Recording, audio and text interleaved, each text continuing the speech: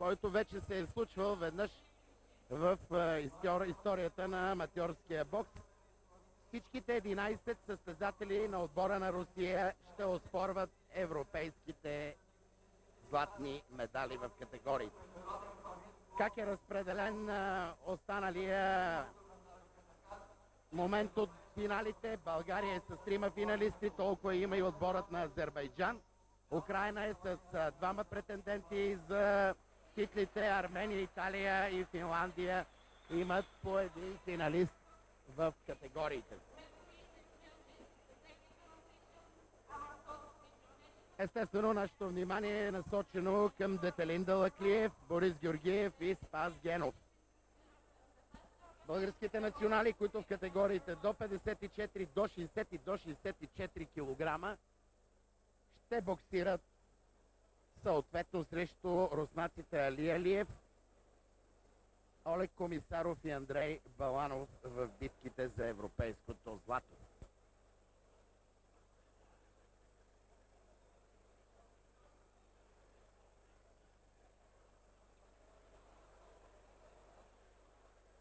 Очакваме съперниците при най-леките. Алфонсо Пинто ще излезе в червения ъгъл от Италия. Негов съперник ще бъде Давид Айрапетян от Русия. В тази категория до 48 кг това ще бъде 18-тият двубой. Иначе 19 състезатели попаднаха в схемата. Имахме естествено и българско присъствие тук. Димитър Костов обаче загуби дебютната си среща срещу молдовеца Вячеслав Гожан. Той отстъпи след прекратяване в третия рунд. Как стигнаха претендентите до този финал? Алфонсо Пинто елиминира Машук от Полша след 48 на 32 точки. Това стана в осмина финалната фаза на надпреварата. После италианецът се справи с Латири от Франция, побеждавайки го след прекратяване във втория рунд. В полуфиналния бой Пинто имаше трудна задача, но я изпълни успешно срещу напористият македонец Вели Мумин. Победа с 47 на 39 точки. Така Алфонсо Пинто достига за втори път в своята кариера до битка за европейско злато. Същото стана преди 2 години в хърватския град Пула. Тогава той отстъпи пред Сергей Казаков. Двукратният европейски шампион обаче не дойде в Пловдив. Не дойде, защото малко по-различна вече е стратегията на Александър Лебзик, старши треньора на руския отбор. Той залага на всички тези боксьори, които са станали шампиони на своята страна. А именно Давид Айрапетян успя да победи Казаков и да заслужи титулярното място в категорията. Какъв бе пътя на руснака до тук? И той имаше известен късмет в жребия, тъй като попадна направо в осмина финалната фаза на надпреварата. Елиминира в първия си двубой коравият украинец Георги Чигаев. Това бе най-трудната битка на Давид Айрапетян. 29 на 22 точки. След това на четвъртфинала се справи с съпротивата на унгареца Паул Бедак. 34 на 24 точки. А на полуфиналната фаза в категорията арменецът Даниелян се убеди в превъзходството на руският шампион. Прекратяване на боя в третия рунд даде възможност на Давид да запази голяма част от своите физически сили и сега да се прицелва към европейската шампионска титла. Казах ви, че е такава ситуация като тази с 11 руснаци в финал имаме само веднъж в историята на аматьорския бокс през 1963 година в Москва на тогавашното европейско първенство. 10 състезатели на тогавашната сборная са в финалите.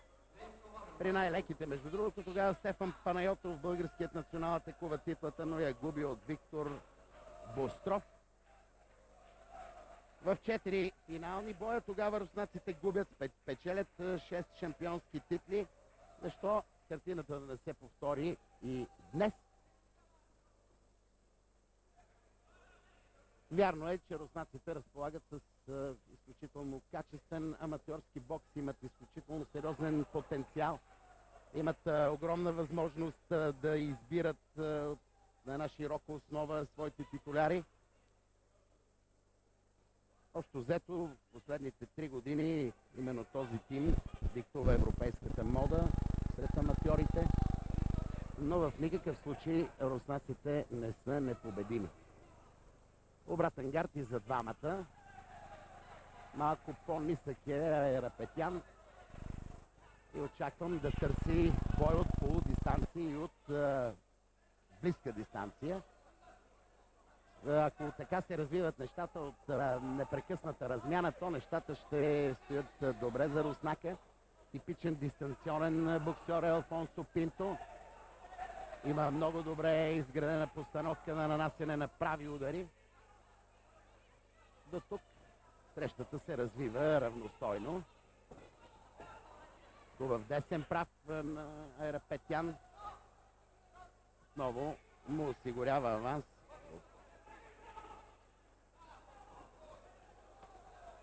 Две точки при тази размяна. Статуквото се запазва. Норвежецът Агард е рефер на тази среща. Финала при най-леките реферират още съди от Ирландия, Швеция, Унгария, Израел и Полша. Това са хората, които ще натискат бутоните съответно с червен и син цвят. Трябва да знаете още нещо интересно. Изпълнителният комитет на ЕАБА реши да отмени правилото за прекратяване на боя при разлика от 20 точки за тези финали. И други неща се случиха на вчерашното заседание на изпълкома. За тях ще говорим по-късно. Сега да ви представя моя първи гост в днешния неделен ден. Един човек, към когото аз лично изпитвам изключителна симпатия. Най-големият боксер на България за всички времена Ивайло Маринов. Олимпийски, световен, европейски, 4 пъти шампион. Носител на световна купа, странджи, какви ли не победи. Ивайло, спираме до тук, защото може би до края на срещата при най-леките няма да ни стигне времето, за да изброим всичките ти отличия. Следиш внимателно европейското първенство, особено в тази най-лека категория. Какви са ти впечатленията? Добър вечер на зрителите на канал 1. Какви да са впечатленията ми? Просто гледам, че щом приведаха компютърната система в леката категория, всеки гледа да се би, но аз смятам, както гледам така, ако бях по-млад, поне 7-8 години да се кача на ринга, мога да ги бия. Добре, учуден ли си, че тези славни наши традиции нямат продължение в последно време? Да припомним, Салим Салимов спечели в тази категория преди 2 години в Пула с бронзов медал. Сега наследникът му Димитър Костов рано напусна борбата. Аз мисля, че Варна винаги имал малките категории и смятам, че с всички сили варненските клубови ще направим всичко, може, че пак да имаме тая категория, нашата да е варненска. Малко те чувствам ревнив на тая тема. Варна, защо не българския бокс да поработи? Не, по принцип ние сме били най-силни в леките категории и за това може би не може да се намери в България леките категории. Освен Салим Салимов и той е пак близо до нашата школа във Варненска. Успя да повиши динамиката на размяната Давид Айрапетян и всичко това дава резултат в началото на вторите 2 минути. Много добра стана вече и защитата на руснака. Виждате какви хубави ескиважи прави той и избягва правите удари на Алфонсо Пинто. Една сериозна преднина на трупа руснакът. Още взето традициите на руската школа също са отколешни. И можем да се гордеем с това, че Ивайло Маринов и Даниел Петров бяха боксерите, които накараха света в голям период от време да се съобразява с българския отбор. Хубав ляв прав сега на Алфонсо Пинто, попадна в целта. Ориентира се италианецът, бе позагубил малко самочувствие, но на няколко пъти вече нанася ударите от високо към главата на действащия вече нечисто руски боксер. Още една добра серия на Алфонсо Пинто.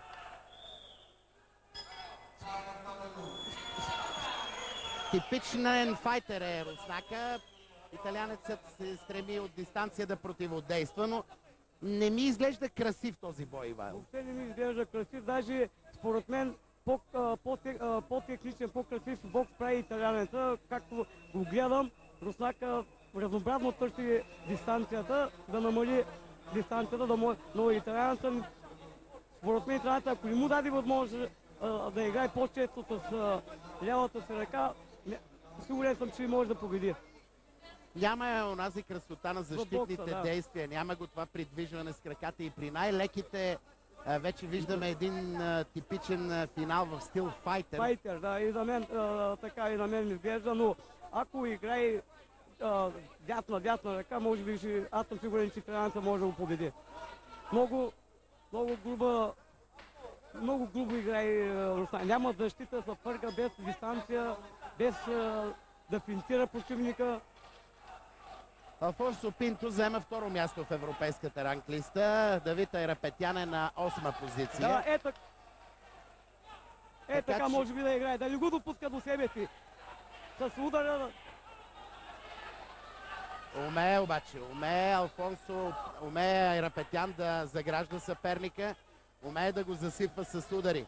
И колкото и да не чисти, и колкото и не чисти понякога да са попаденията на боксера в си спортен екип, то съдите няма как да не ги точкуват. Още взето тук представителите на боксовата темида вършат прилично своята работа. Не, че нямаше съдийски издънки, но така или иначе съдийството смея да твърдя, че е честно и най-важното, точкуват се вече и ударите в корпуса на съперника. Точкуват се попаденията след така наречени апъркъти. Мисля, че реферите се справиха с задачата. Рискува вече Алфонсо Пинто. Тръгва малко необмислено в атака и си мисля, че това ще помогне на Давид Айрапетян да наложи своя стил при контратаките. Сега опит за хубав ляв апъркът пласира италианеца. Удар с вътрешната част на ръкавицата. Няма го онзи финес, няма онази красота, тогава когато и Маринов, и Даниел Петров боксираха. Що взето, виждате, двамата са застанали един до друг от близка дистанция, търсят размяната. Хитро подходи към тази среща до тук Давид Айрапетян. Идеята на Алфонсо Пинто да държи центъра на ринга и с прави удари само да засреща съперника не се получава. По простата причина, че руснакът ми се струва малко по-бърз от италианския боксер.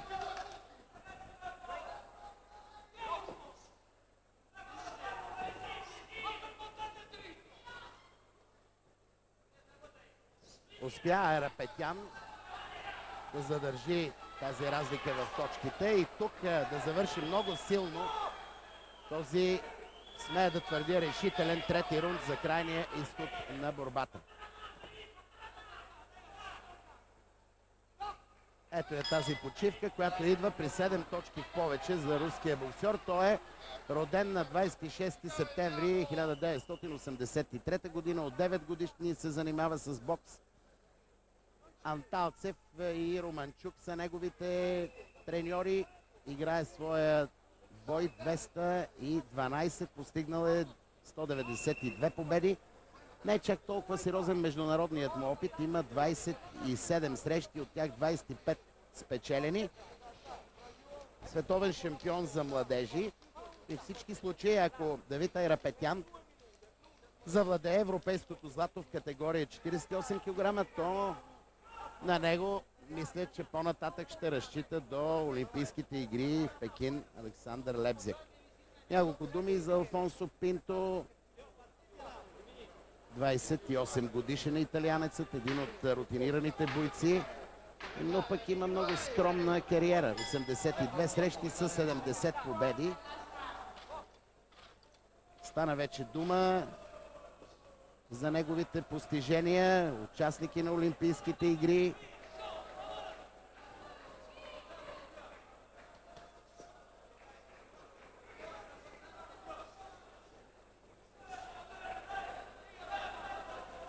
Ивайло, възможен ли е обрат или не вярваш Айрапетян да допусне изненада? Мисля, че не е възможно, защото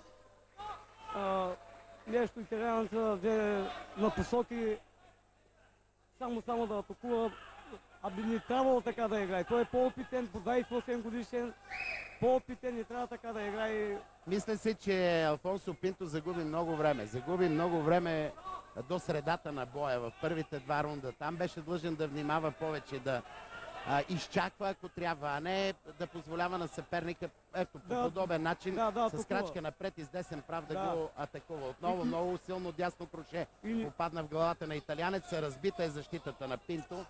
Така е. И виждате какъв нокдаун. Чист нокдаун. Красив удар направи Давид Айрапетян. Има и такива спортисти. Има спортисти, които са орисани винаги да бъдат втори. Смятам, че много се измори италианеца. Руснака ми се вижда по-живно, по-бърз. Не може да се изтегли. Увисват атаките на Пинто. Тогава, когато тръгне с ляв, прав или с десен, просто остава на място и се превръща в една много удобна мишена вече за крошетата на Айрапетян. Така е. Сменя гарда руският боксер. Двама-трима състезатели демонстрират подобна тактическа постройка тук в Пловдив. Умее и в обратна бойна стойка, и в прав гард да води боя. Нещо, което на времето от нашите Киркор Киркоров с успех прилагаше. Точно така беше, да. Би трябвало сега Руснака и така да играе, да му избегне. Няма смисъл да рискува. Води 12 точки. Ами всичко е ясно вече. 4 секунди остават до края на този двубой. Ето го и финалният гонг. При резултат 36-24 точки. Руското превъзходство в категория до 48 кг е запазено. Успя да го съхрани Давид Айрапетян. Той наследи Сергей Казаков на европейския шампионски трон при най-леките. Ивайло, общо взето не даваш висока оценка на качеството на бокса в тази категория? Не давам.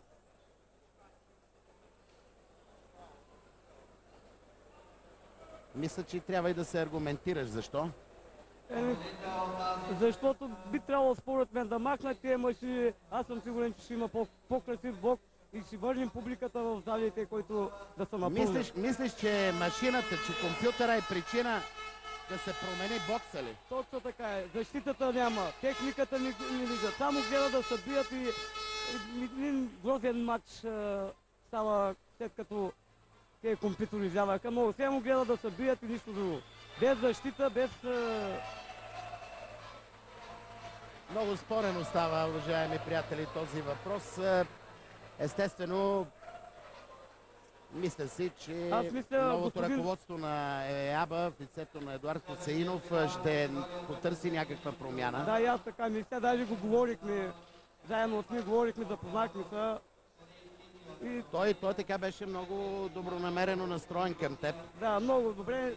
Може би не се познавахме къде беше боксер, но забравили сме се. Като ме видя, постоянно сме всяка вечер заедно. Обръща се с голямо внимание и към мене, и към Петър Лесов, двамата олимпийски шампиони. Много добре се отнася към нас. Благодаря на Ивайло Маринов. Винаги ще търсим неговото мнение. Той винаги е интересно, винаги е любопитно. Ще ви кажа, че ние вече се прехвърляме при 51 кг. Самир Мамадов от Азербайджан ще се качи в червения ъгъл, в синия срещу него ще се изправи руснакът Георги Балакшина. Аз да ви кажа за тези някои промени, които ще бъдат предложени от ръководството на ЕАБА. Едуард Хусейнов ще предложи да се въведе новата теглова категория при жените плюс 86 кг. Към женския бокс лично аз отнасям с огромни резерви, но то е част от времето, в което живеем. Времето ние знаем, че не можем да го спрем. Другата промяна, която ще се иска, е да се въведе нова, още една категория в първенствата за юноши плюс 86 кг. Президентът на АБ ще предложи поради неефективност на работа. Това е офисът на регионалното бюро на Световната асоциация по бокс за аматьори в Европа да се закрие и всички функции на това бюро да бъдат иззети от президента на Европейската асоциация. Редовните конгреси на АБ да се провеждат най-късно 6 месеца след всяка една олимпиада, но не по-късно от 10 месеца след завършването на игрите.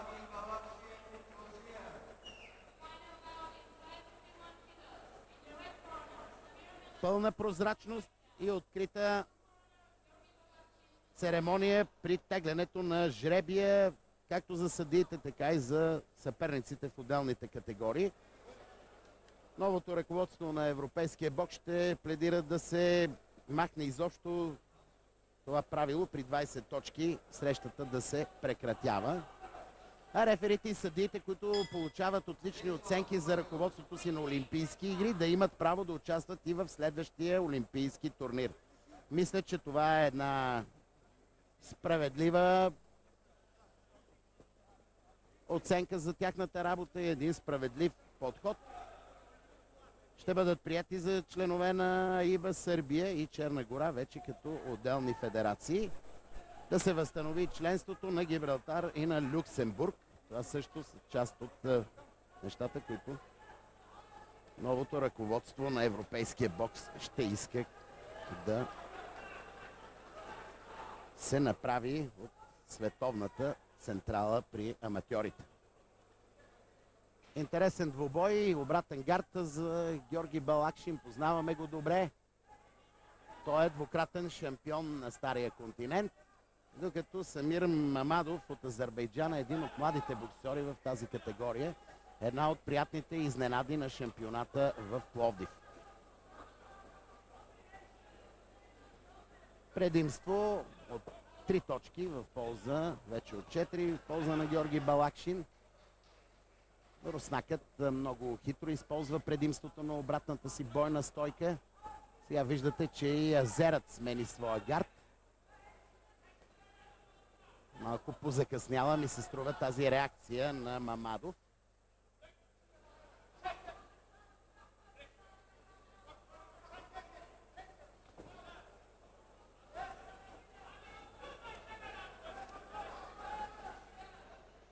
Паршин от Беларус е рефер на този финал. Странични съдии са от Румъния, Италия, Грузия, Турция и Германия. Отново Мамадов действа в прав гард, но виждате каква хубава серия подготви Балакшин.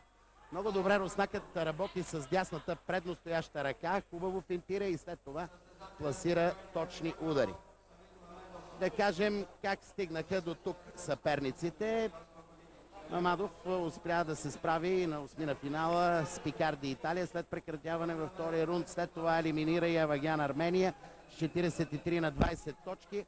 В един много интересен полуфинал азерът надигра убедително 51 на 33. Един от фаворитите, световният шампион от Белфаст 2001, французинът Жером Томас.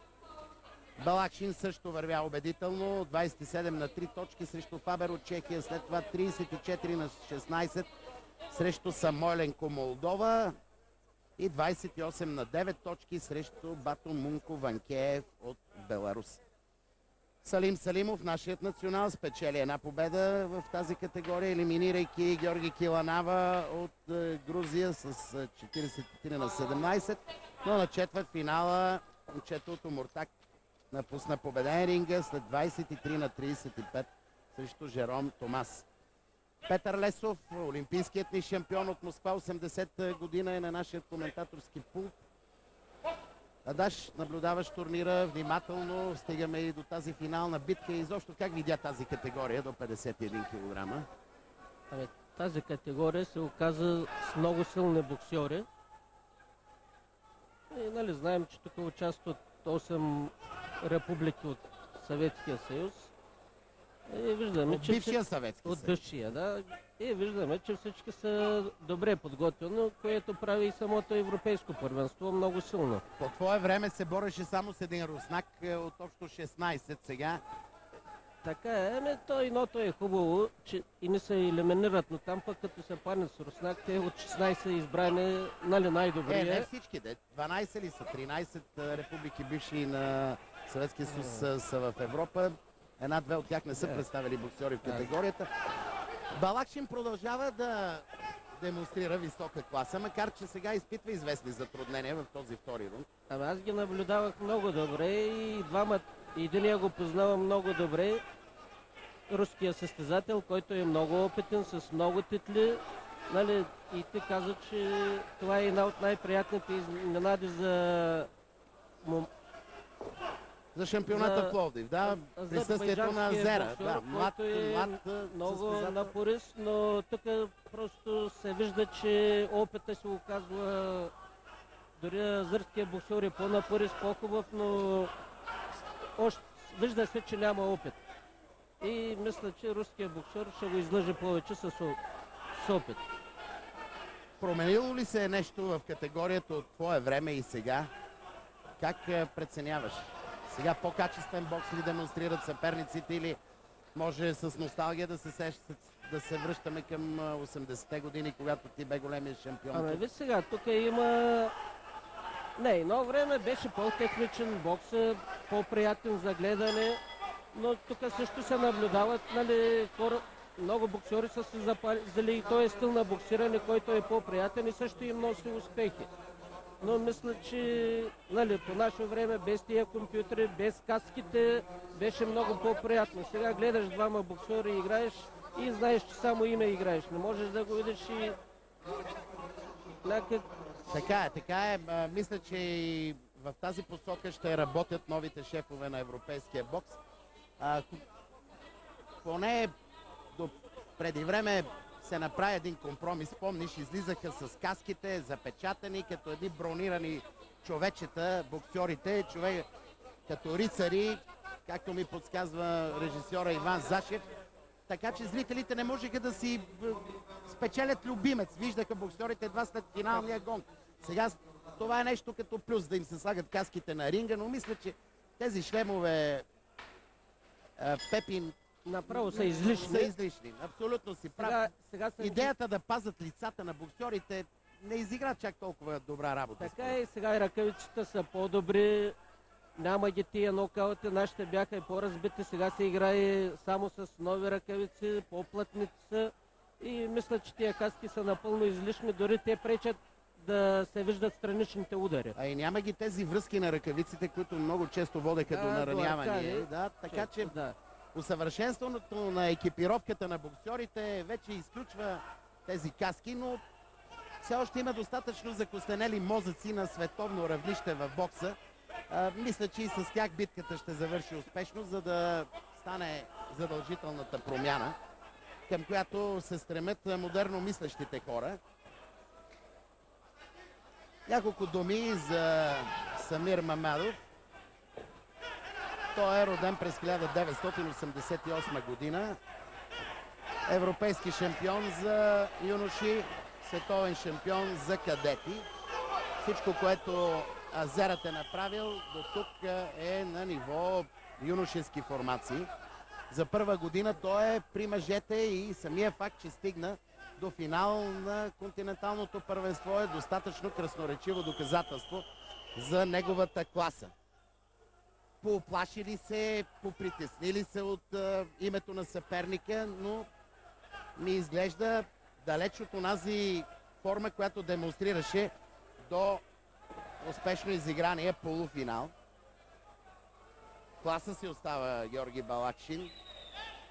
Виждате колко спокоен е, колко уравновесен във всяко едно действие.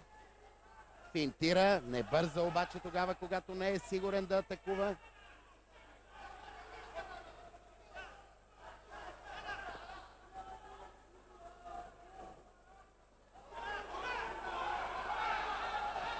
Хубава размяна. Най-сетне и Мамадов демонстрира самочувствие.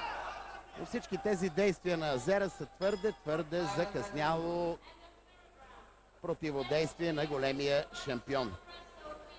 Балакшин преди 2 години се справи с германеца Изория. в финалния двубой в Пула, 39 на 21 точки.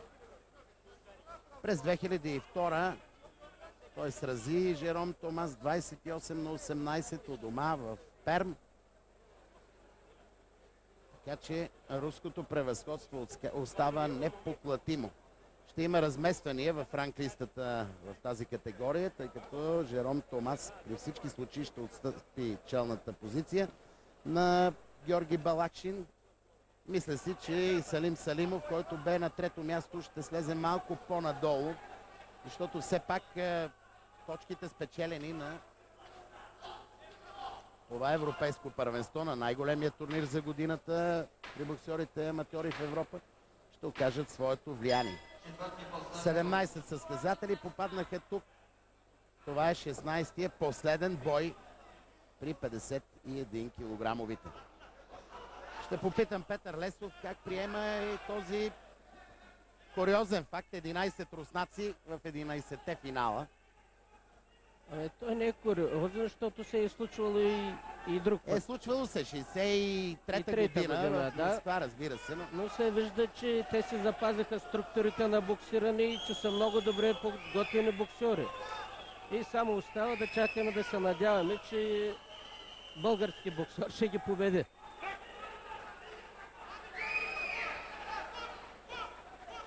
Част от зрителите не приемат поведението на Балакшин, който се опитва да бъде интересен в края на боя. Обича руснака така да посвали малко гарда, да позавърти ръката, да поработи и за публиката.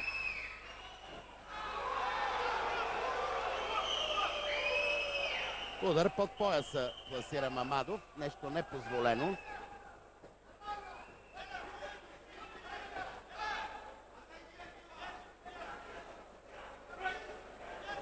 Поизмориха се двамата, вече са по-често в прегръдка един до друг. Точно това исках да кажа, че руският боксер е по-изморен.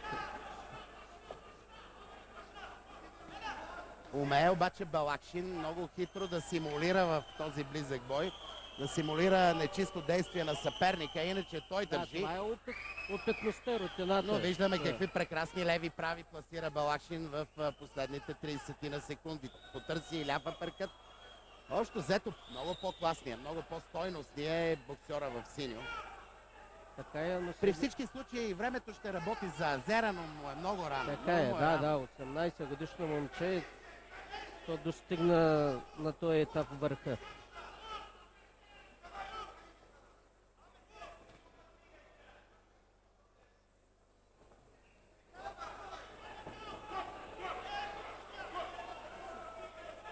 Носители на бронзови отличия при 51 килограмовите са Жером Томас от Франция и Бато Мунко Ванкеев от Беларус. При резултат 43 на 30 в полза на Георги Балакшин идва финалния гонг.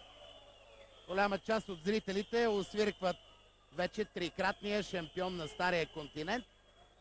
Мисля, че по-скоро тук става въпрос за симпатии, а не чак толкова за реална оценка на показаното от съперниците. Нормално е, силните не ги обичат. Така е винаги, дори и в бокса. Но така или иначе, класата на Георги Балакшин остава константна величина в категория до 51 кг. При всички случаи обаче, още след година на световното първенство, при всички случаи в Олимпийската година, която ще има и континентален шампионат, Самир Мамадов ще бъде боксер, с който всеки трябва да се съобразява. Ето за тези моменти заострих вашето внимание, уважаеми приятели на бокса. Действия, които дразнат, нали? Така е, точно за това е тая реакция и както каза, че на много сигурно хора от публиката им се иска Руснак да загуби. На нас най-много ни се иска Руснак да загуби и мисля, че това трябва да стане още в следващия финал. Преди това обаче трябва да отдадем заслуженото на шампиона и неговите подгласници в категория до 48 кг. Ти имаше възможност внимателно да наблюдаваш финала при най-леките. Какво е впечатлението ти? Уважаеми зрители, дори още по-равностойна среща. Италянецът страшно много ме хареса като боксер, но просто руският боксер не му позволи също да си играе играта. Сега нека да чуем още един наш гост, Цветан Попов, личният треньор на Спас Генов.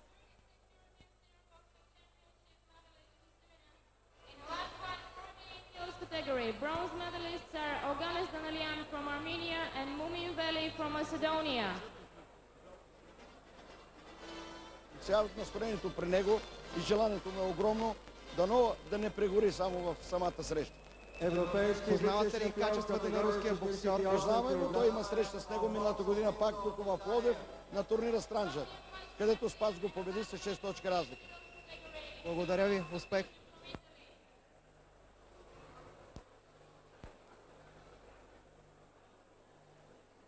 Още веднъж Не мога да не попитам Петър Лесов какво му е мнението за организацията на този шампионат. Много суперлативи се чуха от гостите. Подкрепяш ли ги? Напълно ги подкрепям. Просто е перфектна организацията. И Марин е един опитен организатор, който е присъствал Става на дума за, нека да кажем на нашите зрители, за директора на първенството Марин Димитров. Той е присъствал на много първенства и като знаеше, че ще се състои тук в България, е събирал от всякъде най-хубавото и просто го е съчетал в едно и затова се получава тая перфектна организация. А като цяло, задоволиха ли се твоите очаквания от бокса? На къде върви аматьорския бокс според теб? Мисля, че е добре, но с още малко промени, каквито се очакват, ще стане още много по-добре. Промени, които изглеждат абсолютно задължителни. Стана вече дума за тях, говорихме. Сега внимание за най-качествените боксери в категория до 48 кг. Не знам защо се позабави малко от церемонията, но ако действаме малко по-експедитивно тук, всички в залата, то зрителите ще имат възможност да видят повече финални боеве и да се надяваме, че във времето, което сме отделили за пряко предаване, ще можем да изпитаме приятни емоции и да изпитаме огромно удоволствие от българска шампионска титла. Франческо Дамяни, виждате, европейския шампион в категория над 81 кг от 83-та година във Варна. Връчи отличието на Алфонсо Пинто. Ето го и победителят при най-леките Давид Айрапетян от Русия. Академик Емил Жечев, почетният президент на Европейската асоциация по бокс за аматьори, награждава шампиона в категорията.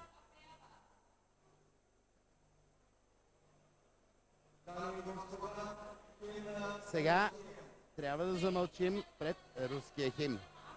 Химн в полза на шампиона Давид Айрапетян.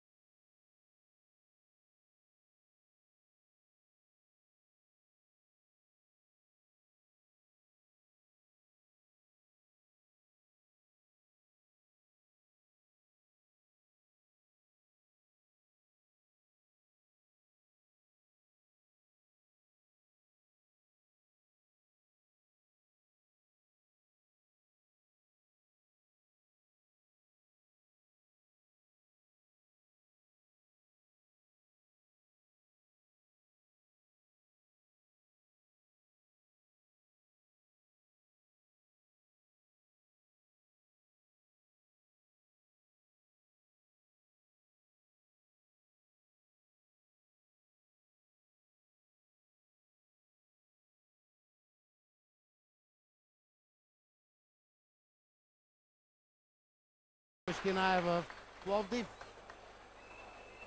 Изпушиха част от колоните, които трябваше да предложат доста по-добър звук.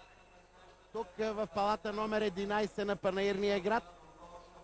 Можем обаче да бъдем снизходителни. Има и такива малки дефекти, които все пак няма как да останат незабелязани. А ние се настройваме се към първия финал с българско участие. Той е в категория до 54 кг. Залата става на крака, за да приветства първата ни надежда за европейско злато. Детелин Далаклиев. Той ще прекрачи въжетата в синия ъгъл. Срещу него ще се изправи руснакът Али Алиев.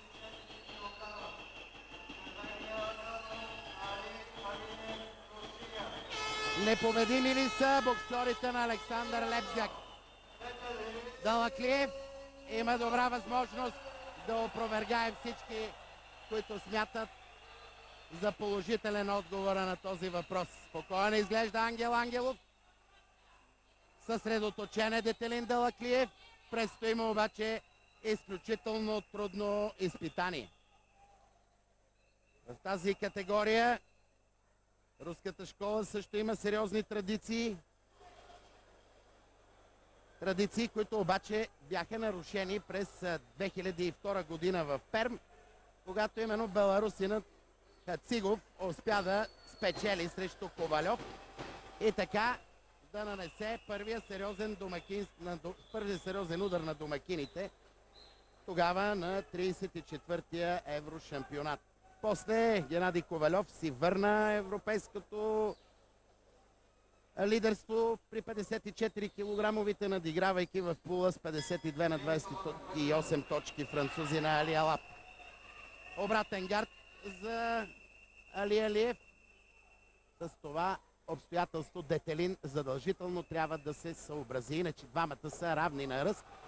Десния прав на руснака съдиите превърнаха в точка и зрителите веднага реагират, защото на практика те не видяха точен, достатъчно концентриран удар. Левият аперкът на Алиев също работи добре. Лошо начало за Детелин Далаклиев. Дълго време нашият национал се бореше с синдрома наречен полуфинал. Тук в Пловдив успя да го преодолее. Лошо се развиват нещата. Газарян от Армения е рефер на тази среща. На страничните столове са съдии от Полша, Англия, Естония, Молдова и Норвегия. Трудно ми е да се съглася с тези хора, как за около минута и 5 секунди разликата толкова бързо набъбна. Един прав удар и един хубав апъркът пласира, според моето скромно мнение, Али Алиев. Нищо повече не предложи той до тук, докато опитите за атака на Далаклиев никой не забелязва. И при тази размяна руснакът излезе с актив. Хубав десен прав. И Детелин влиза в срещата, но тук получи засрещащ удар. Тогава, когато вече бе разгърнал 50% от своята атака. Умее да контратакува Алиев. Има добра преднина руснакът, но в никакъв случай матчът все още не е завършен. Лошо свали главата Детелин. Сега пласира хубав десен прав. Но виждате как Алиев използва от полудистанция всяка една възможност, за да демонстрира активност. Активност, която съдиите просто няма как да не точкуват. 3 на 9. Лошо начало. Лошо начало. Лично аз очаквах много по-икономична игра от страна и на двамата. Боят обаче се динамизира още от първата си секунда. Ще попитам Петър Лесов защо се стигна до такава сериозна разлика в точките. Сега виждаме, че руският боксер е съвсем леко по-добър за първи рунд, но мисля, че съдиите малко прекалено бързо лесно натискат на руския боксер. И прекалено ударите. щедро натискат Така е, да, всяка една точно това атака на искам. Руснака. Точно това искам да кажа. Но се надявам, че Детелин ще се отпусне малко. Игра малко стегнато първи рунд. Надявам се, вече няма какво да губи, да заиграе малко по-отпуснато, да търси боя. Виждаме, че технически не може да намери добре дистанцията. Ето, левия крак трябва да стъпва напред, да може да хване точната дистанция и да кара хубавия си десен удар, който притежава. Да, но Алиев остава много далеч от дясната ръка на Далаклиев. Ето сега най-сетне нашият национал направи нещо, което може. Финтира добре съперника и влизайки в добра дистанция, успя да нанесе точен удар. Точно това трябва да прави, да го финтира, не само да мъча да стъпва с един прав или да бие два леви прави тогава десния. Тук си мисля, че Детелин беше в нокдаун. Усеща неговата небоеспособност Али Алиев и тръгва да го засипва с серия от удари. Няколко секунди така придвижване, без размяна, няма да се лоши за Детелин. Изпада вече и в глуха защита нашият национал. От полудистанция и в близкия бой няма как да бъде победен Али Алиев. Детелин просто не показва от играта си. Не знам, що така се получава, дали прегорял нещо, но... Не, изглеждаше ми напълно спокоен. Разговарях с него, казва, не съм притеснен. Спак спокойно. Дано малко късмет вика да имам. Иначе беше усмихнат, лъчезарен, както по принцип се държи. Но при всички случаи Пепи няма как и неговата душа да не трепка в този момент. За пръв път той играе финал на голямо първенство. Така е, той дори ми е слабост. Аз му бях 4 години треньор в националния отбор, се занимавах с него, с родителите му. Се познаваме и преди срещата говорих, да, и това ще го направя за родителите. Дори му давах някакви напътствия, нали, аз каквото мога да помогна, как да играе, точно така да правя защитата и веднага да отвръща веднага на контра, но се вижда, че не го изпълнява. Трудно се адаптира Детелин срещу боксери с обратен гард. Ето и при тази размяна Али Алиев се оказа по-хитрия, по-точния, по-прецизно действащия в атака състезател. Губи ориентация Далаклиев. Ето всички тези движения непозволени, заради които получава забележки до тук, са доказателство за това. Сега и Марин Димитров му дава знак да се хвърли в битката, да рискува. Така е, той вече няма какво да губи. Това му остава, да почва да търси вече боя на размяна, дори да загуби с повече, но вече трябва да търси да прави нещо. Нека да кажем пътя на съперниците. Руснакът елиминира Паринело от Италия с 38 на 17 точки. След това се справи и с турчина Айдоган след прекратяване на боя във втория рунд, тъй като разликата в точките достигна 20. В полуфинала и Албедак от Унгария изпита силата на руския титуляр в категорията, прекратяване в третия рунд. Далаклиев имаше мал шанса да играе една среща повече при 54 килограмовите. В много труден стартов сблъсък той се справи с Хацихо от Беларус, 24 на 13. След това елиминира Али Алап от Франция с 46 на 43.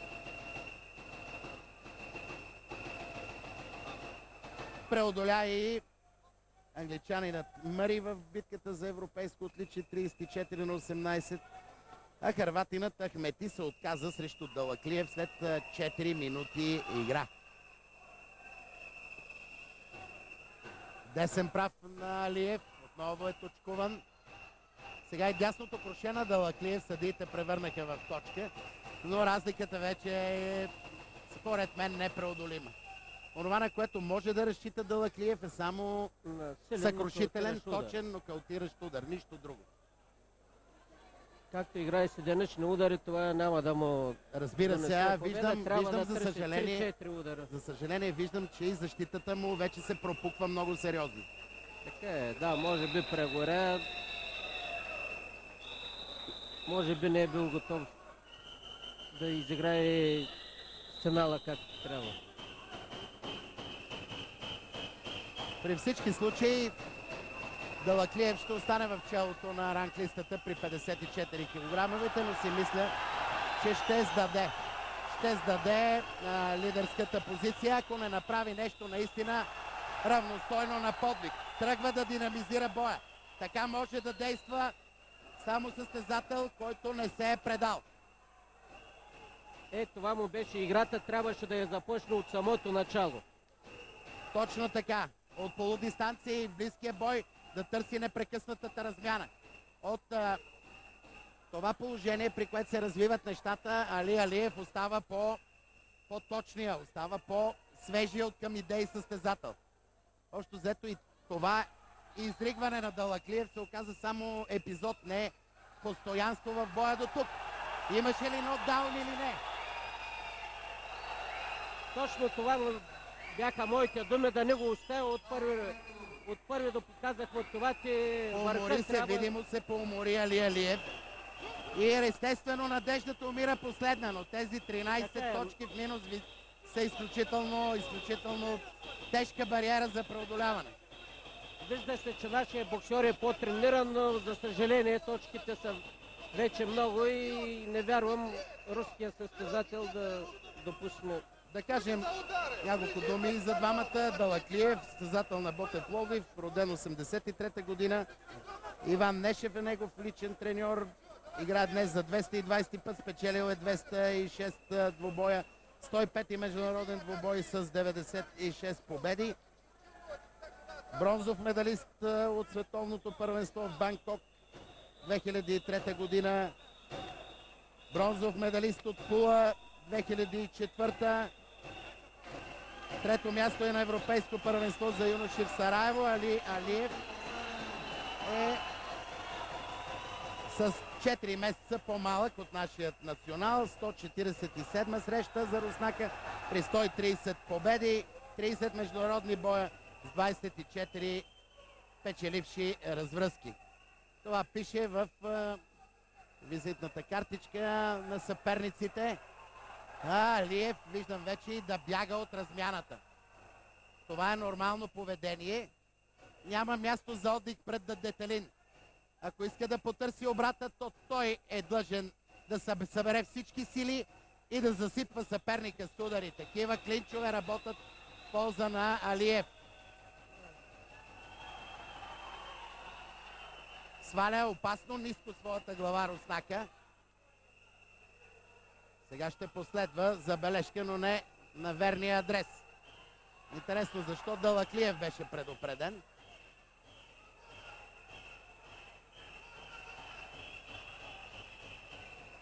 Няма как резултатно да се атакува от такава ситуация.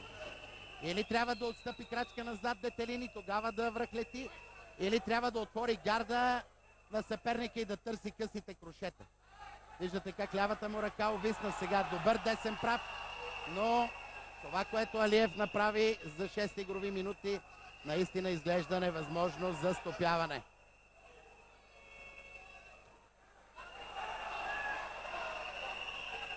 Поумориха се страхотно и двамата.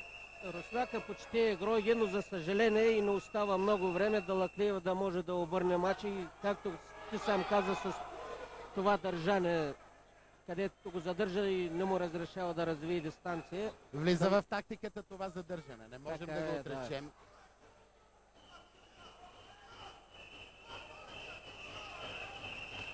Хубав десен апъркът на Далаклиев. Но руснакът майсторски успява да поддържа равенството. Равенството във втората част на боя. Иначе Алиев поработи никак не е лошо за тази първа своя шампионска титла при мъжете.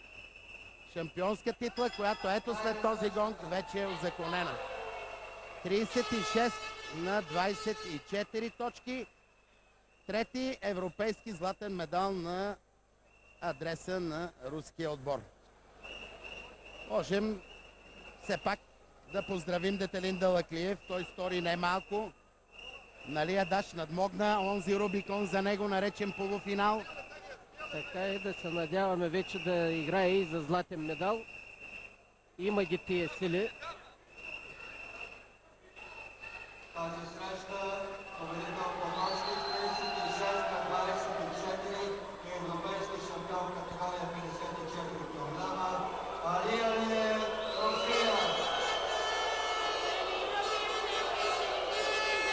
Мисля си, че Детелин трябва сериозно да поработи и върху още една психологическа бариера пред него. Тя се нарича преодоляване на съперници с обратен гард. Срещу тях Даладжиев почти винаги играе колебливо. Нека сега да го чуем, дали са му останали сили да говори.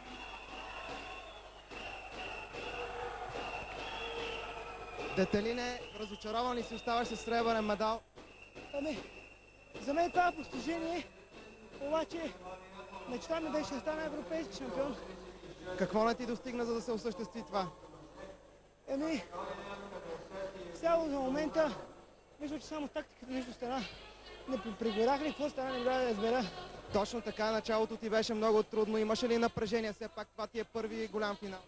Да, имаше напрежение.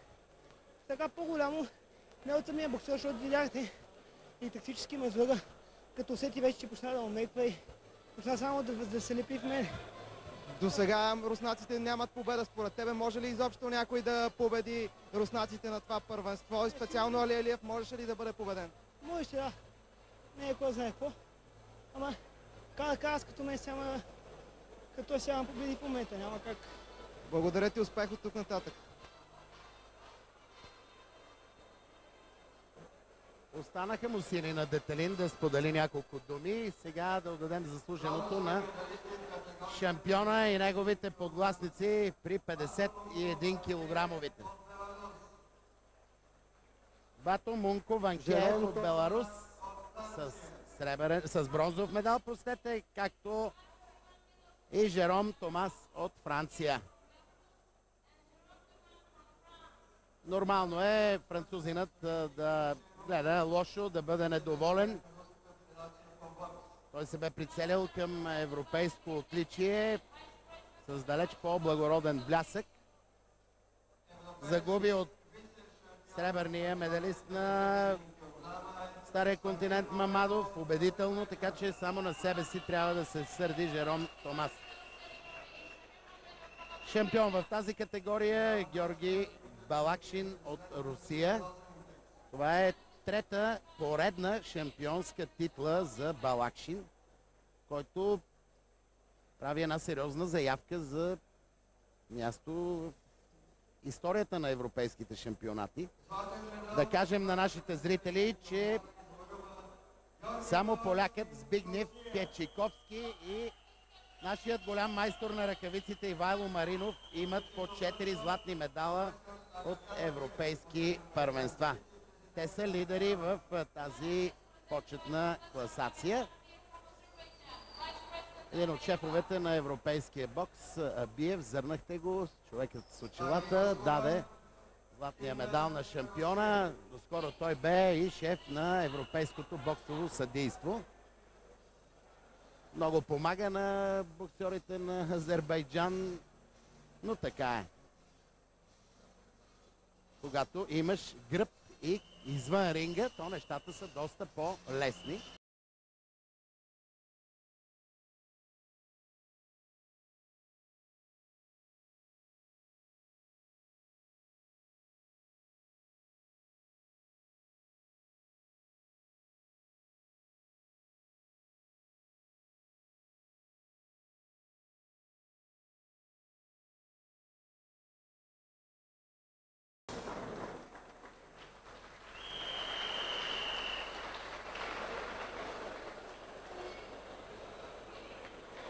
Виждате още веднъж на забавено повторение най-хубавите моменти от финалния бой. Епизоди, които демонстрират категоричното превъзходство на Георги Балакшин. Един от най-силните европейски боксери-аматьори. Мисля си, че той ще остане в руския тим до Олимпиадата и след това може би ще потърси някакво развитие за себе си. Насочваме вниманието си към поредния финал от програмата. Той е при 57 килограмовите. Финал, който ще противопостави Алберт Селимов от Русия и Шахин Имранов от Азербайджан.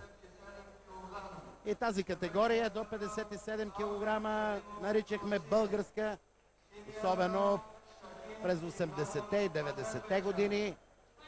когато в нея боксираха Киркор Киркоров и Серафим Тодоров. Колко много приятни емоции сме изживяли тук.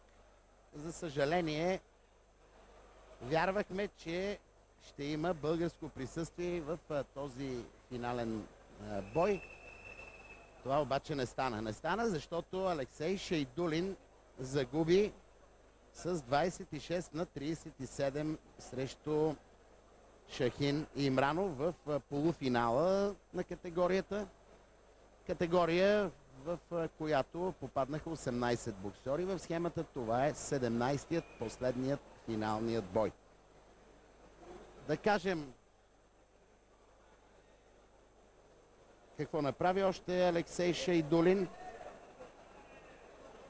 Той се справи с Андреас Проп от Германия, победи с 30 на 22 точки. След това елиминира и Ерик Донован от Ирландия след прекратяване в третия рунд. Справи се и с съпротивата на черногореца Златичанин след отказване на съперника в третата част. Но сякаш Шейдулин прегоря. Между другото, нашият национален отбор подаде контестация за втори път в турнира, но жури Дапел не я уважи. Журито счете, че няма достатъчни основания да бъде анулиран този резултат в полуфинала между Имранов и Шейдулин. 37 на 26 точки. Съществуваше възможност срещата дори да се преиграе, но в крайна сметка протеста на нашия отбор остана без последствия. Какво стори Селимов? Той се справи с Рач от Унгария след прекратяване в втората част. След това елиминира арменеца Манукян, също след прекратяване във втория рунд. И пак след прекратяване се справи с англичанина Смит на полуфинал. Това е един от малкото боксьори, които на практика не успяха да играят нито веднъж пълни 8 игрови минути на ринга в Пловдив. И сега Алберт Селимов започва динамично боя. Малко притеснен ми се струва Шахин Имранов. Виждате как Руснака го засипва с канонада от крошета, подготвяйки с прав удар своята атака и с хубав финт. Между другото, аркада се отвори на лявата вежда на Имранов.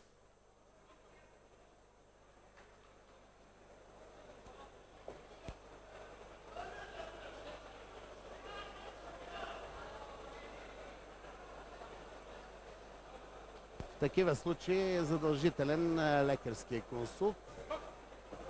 Боят продължава и двамата играят с обратен гард.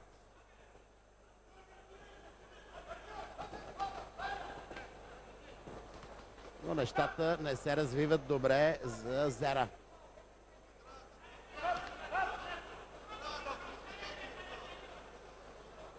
Отново ще трябва намеса на дежурния лекар, защото аркадата на Шахин Имранов продължава да кърви сериозно.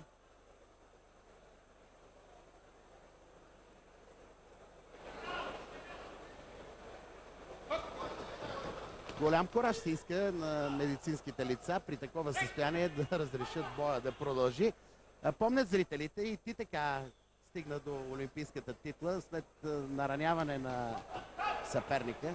Така и... Неприятен момент общо взето. Така и се знае, че има в бокса вече правилото Лесов, което дори мисля, че в тая среща ще бъде използвано. Нека да го кажем на нашите зрители какво означава то. Ами това е като завърши първи рунд и тогава се обявяват победителя, който води по точки до момента, след завършване на първи рунд. Но да се надяваме, че няма да се отвори повече аркадата и ще може да изгледаме цяла среща. Продължава Алберт Селимов да засипва съперника. Тук се подплъзна, загуби по-скоро равновесие руснакът.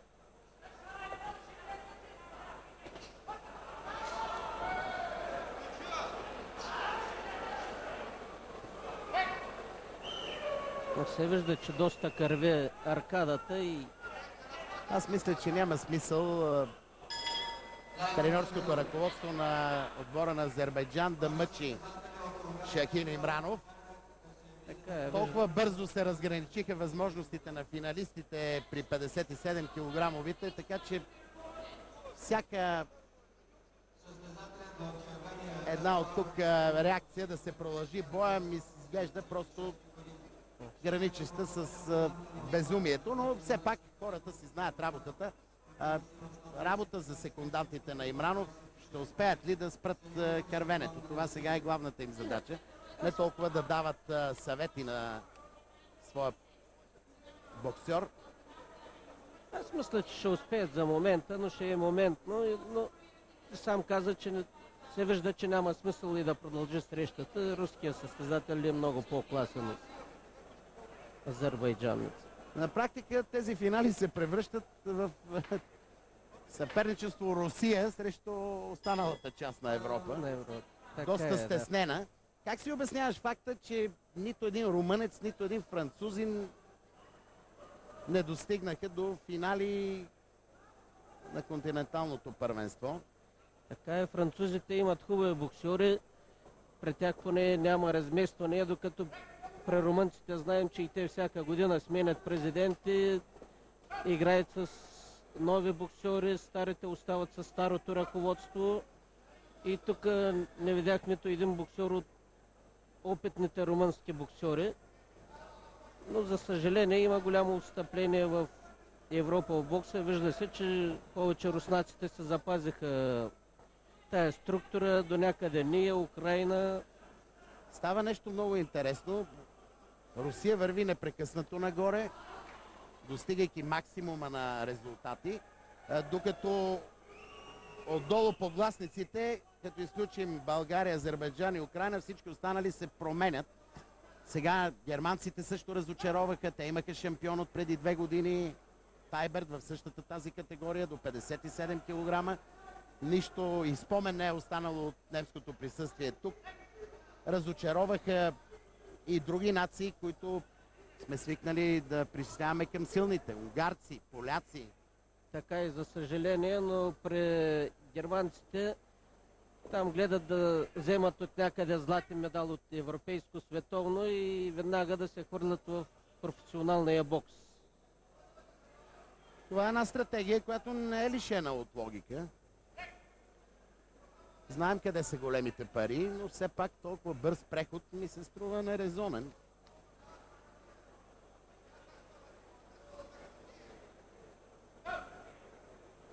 Нечист стана боя и тук. Идеята на Шахин Имранов от полудистанция да търси развръзка няма как да се реализира, тъй като Алберт Селимов продължава да бъде много по-бързия от двамата, много по-напористия. Прави чест на азера, че се държи изключително мъжки. При всички случаи Имранов ще доиграе този финал, колкото и неприятно за него да се развиват отделните му части. Така е, виждаме, че секундантите се свършиха добре работата.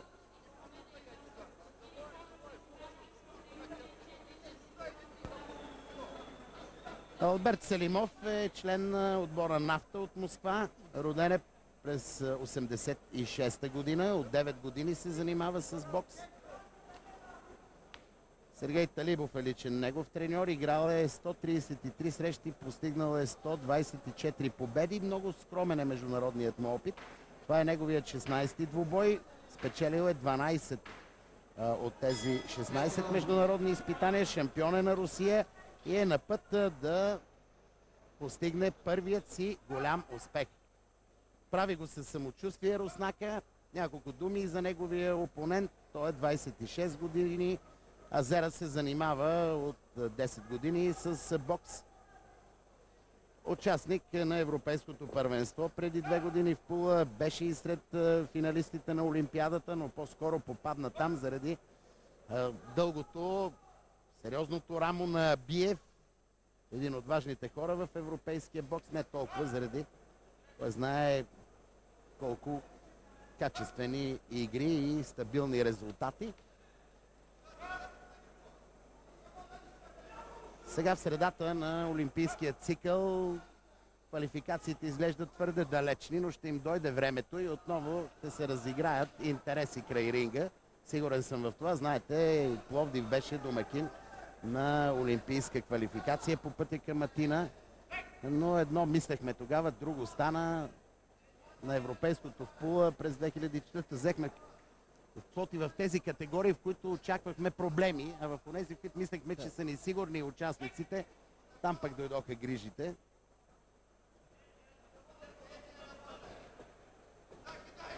Непозволен удар.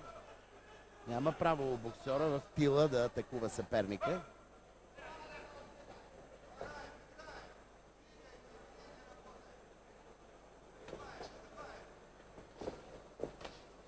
Търси това съкрушително попадение Имранов. Виждате какви дълги крошета пласира.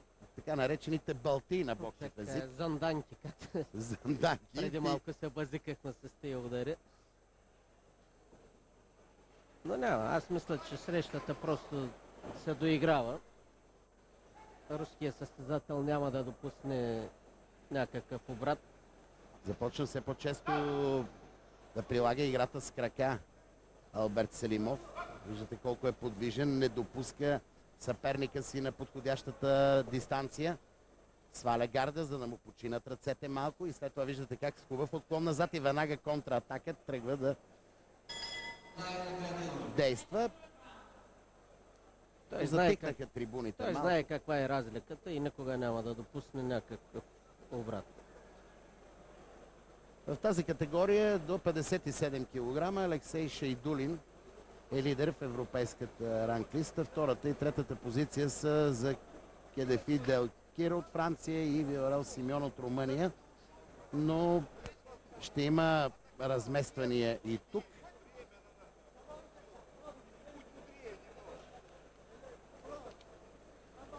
Руснаците си връщат лидерската позиция. Да припомним, че Раимкул Малакбеков през 2002 бе на европейския връх. След това се получи един срив. Срив дошъл от същия този Раимкул Малакбеков, който загуби от грузинеца Купатадзе в Пула, за да даде шанс на Виталий Тайбърт от Германия да стигне до европейското злато.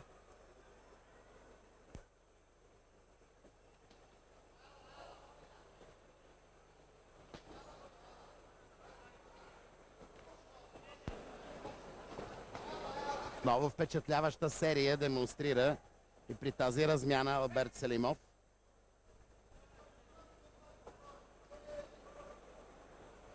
Много е пъргав, подвижен е като котка, просто не оставя на Азера никакъв шанс за резултат на атака.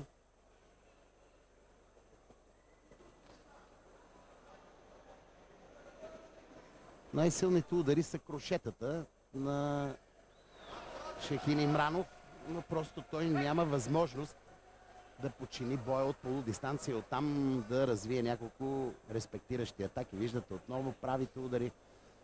Десният в случая на Алберт Селимов свърши добра работа.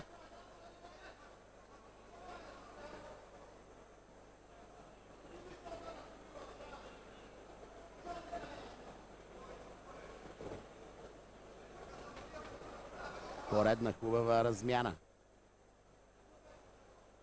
Обективността изисква да признаем превъзходството на Селимов и красивия бокс, който той демонстрира. Ето това е стила, който се нрави на зрителите.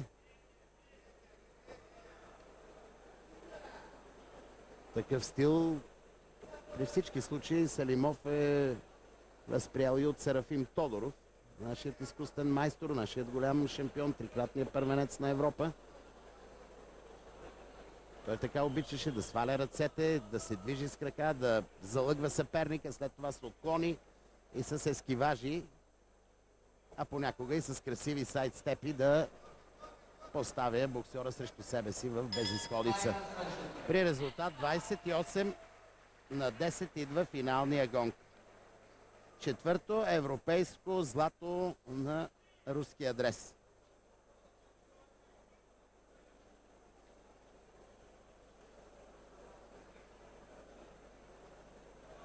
Ние можем да поздравим Алексей Шайдулин за бронзовия медал, който донесе за България. И естествено да продължаваме да се надяваме, че той и личният му треньор Кудрявцев ще работят още по-усърдно в бъдещето, защото Шайдулин игра в финал на световно първенство. През миналата година отстъпи срещу Алексей Тищенко. Така или иначе, Шайдулин си остава един от класните боксьори. Един от състезателите, които добре познават ситуацията и как се печели шампионска титла при 57 килограмовите е Киркор Киркоров. Той сега е до Петър Иванов, нашият репортер. Киркор току-що премина финала на катковата категория до 57 кг. Как се е променил бокса при 57 килограмовите от твоето време насам? В интересна истината минаха бая години, но гледам, че примерно днесният шампион нов на Европа, да ви кажа честно, все едно гледах себе си. И същия идентичен стил на игра. Виждам, че техниката все още се толерира. Кой знае каква голяма промяна няма, според мен. Впечатленията ви от българското участие на това първенство? Един сребърен медал вече имаме. Какво очаквате от другите два матча? Очаквам, като гледам как са толерирани евросаците, очаквам поне един златен медал да вземем. Сега няма да казвам към кого са ми предоставените очакванията, но се надявам поне един медал да може златен да вземе България. Благодаря ви, господин Киркоров. Нашите събеседници сега трябва да изпълнят още един подобаващ ритуал. Ето го Детелин Далаклиев, нашият сребърен медалист категория до 54 кг. Можем да му благодарим за това, което направи тук по време на целия турнир и да му пожелаем още по-големи успехи в недалечно бъдеще. Той преодоля Рубикона, наречен полуфинал. Сега остава вече да работи по подобаващ начин и за успешна атака на шампионската титла. Първенец на Европа Али Алиев от Русия. Да кажем и останалите медалисти. Пал Бедак от Унгария и харватинът Мирсат Ахмети. Това са хората, които стъпиха на най-ниското стъпало на стълбичката. В лицето на Алиев руската школа по подобаващ начин продължава своите традиции. Има една вечна ранглиста, в която в момента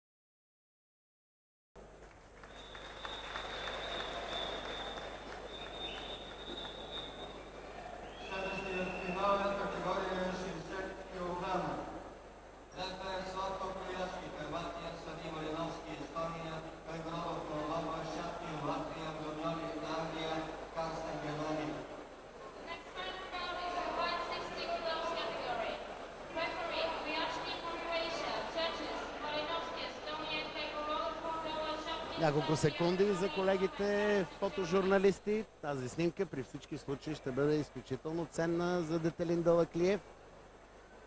А ние насочваме нашето внимание към следващия финал. Той е в категория до 60 кг. Храчик Жавакян от Армения ще прекрачи въжетата в червения ъгъл. Алексей Тищенко от Русия ще бъде неговия опонент. В тази категория също имаше българско присъствие. Нашата страна бе една от 8-те, които се представиха тук с пълен отбор в 11-те категории. Самет Хюсейнов изигра няколко интересни двубоя. Той загуби стартовата си среща срещу Ромал Аманов от Азербайджан с 53 на 54 точки, но след подадената от ръководството на нашия отбор контестация, жури Дапел промени резултата и обяви българина за победител.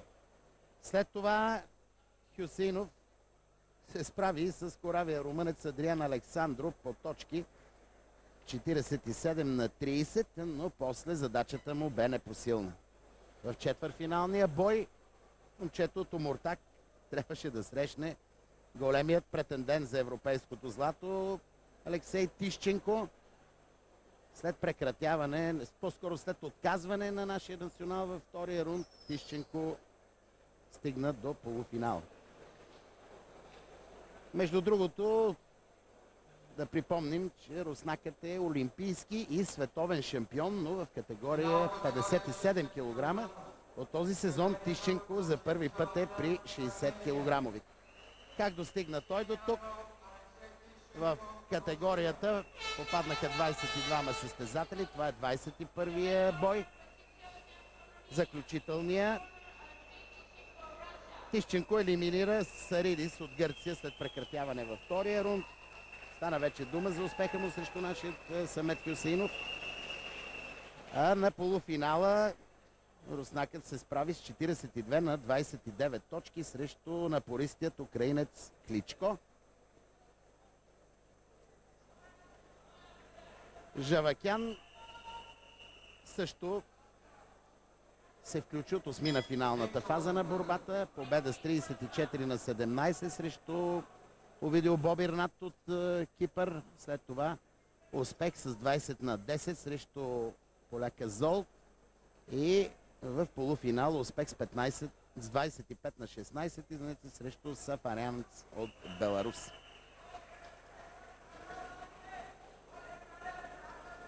Между другото, срещу Кличко Алексей Тищенко получи една много тежка аркада под дясното око. Аркада, която можеше и да се окаже фатална. Виждате раната, или по-скоро последствията от нея.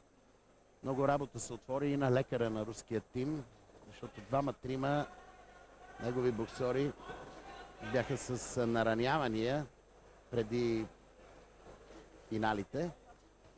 Така че и от неговата работа в голяма степен зависи боеспособността на големият руски боксер. Тищенко дълго време оставаше извън сметките, но така или иначе си заслужи титулярното място по един убедителен начин. Той бе пренебрегван в доста от годините по една или друга причина. Но в крайна сметка, след провала на някои от руснаците в средните категории, се стигна и до това доверие, което Тищенко дълго време не получаваше.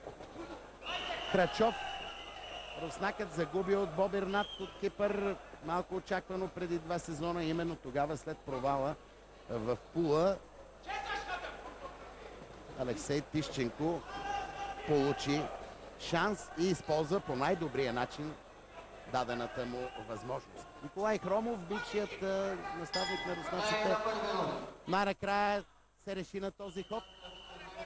Новият треньор на Русия Александър Лепзек, виждате го вътре в ринга, при всички случаи ще разчита на Тищенко.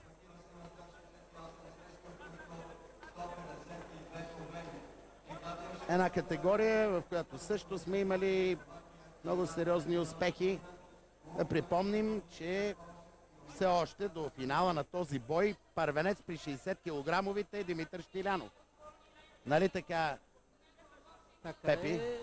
Аз дори мисля, че ако Димитър Щилянов беше продължил да дойдеше да участва на това европейско първенство, дори и на Тищенко нямаше никак да му е лесно срещу нашия състезател, защото съм им наблюдавал срещи и никак му не е било лесно срещу нашия боксер. Пула в финала Штилянов победи с 32-20 на турчина Сълчук. След това обаче някак се прекърши след онази загуба срещу Амир Хан на Олимпийските игри в Атина. И завръщането му в националния отбор не бе от най-успешните. Говорил съм много пъти с Митко, той вече се ориентира към професионалния бокс. Между другото, в края на август или в началото на септември предстои нова битка между Штилянов и Амир Хан, вече на профи ринга. Така е, но за съжаление срещата може би няма да се състои с Амир Хан. Ще играе първо с... Трябваше първо да играе с украински боксер, който е разбрал, че ще играе срещу Штилянов. Казали му с българин, като чул името, не се съгласил да играе и в момента му се търси противник. За края на август месец.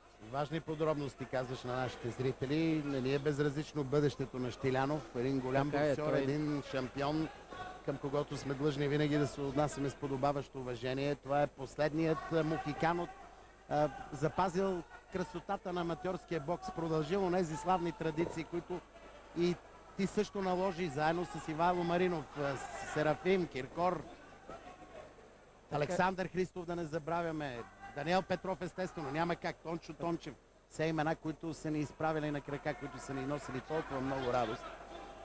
Така и от него също се интересува един украински промотор, който работи за Универсум в Германия и се интересува от Димитър Штилянов. Дори аз съм му оставил телефона да се прецени дали да почне за Испания или в Германия.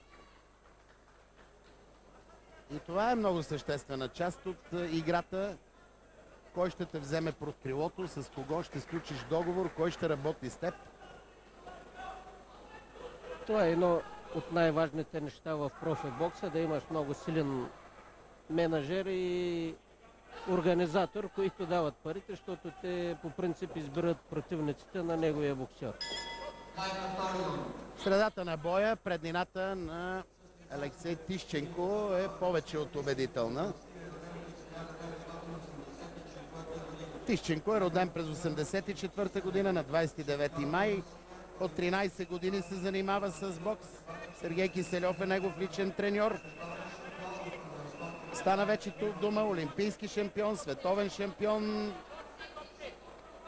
Много интересен път има този руски боксер. Той тръгна по обратния път да се развива. Спечели най-трудното олимпийската титла. После успешно атакува и световния връх в категория 57 кг. Сега ще стане и европейски шампион. Е в по-горната категория, но това е една от интересните аномалии в неговата кариера. Но той просто тогава намери място. Първо участва на Олимпиада, след това на световно първенство. Те имаха трима боксери, където се търсеше най-доброто и най-накрая го намериха. В лицето на Тищенко.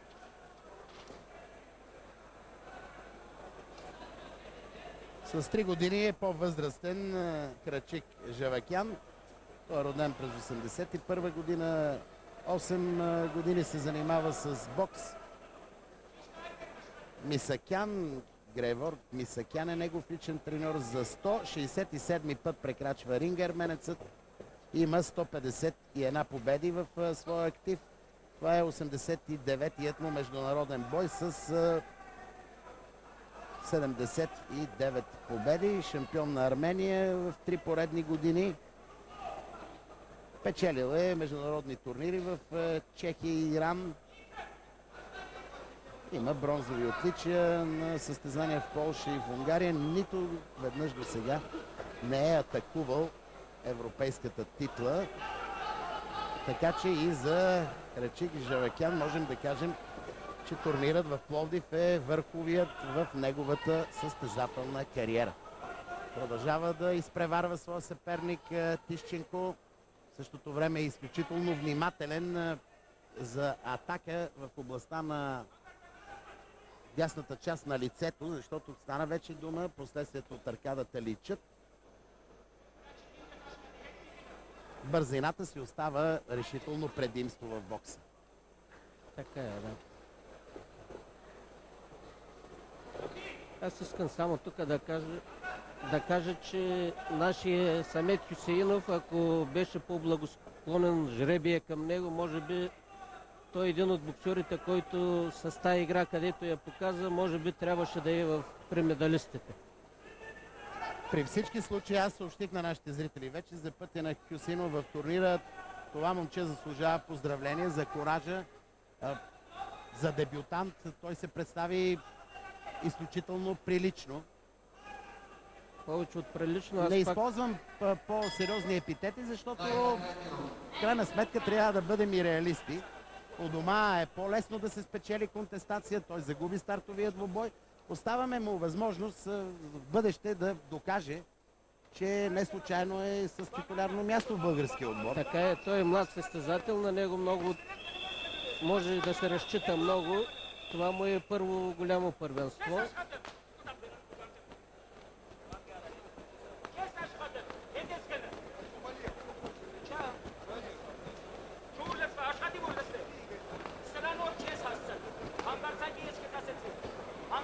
Нито един от подвластниците на Алексей Тищенко в категорията не успя да се представи успешно. И Доменико Валентино, и Айдън Селчук, и поляка Жолт, и Койвало от Финландия станаха далеч от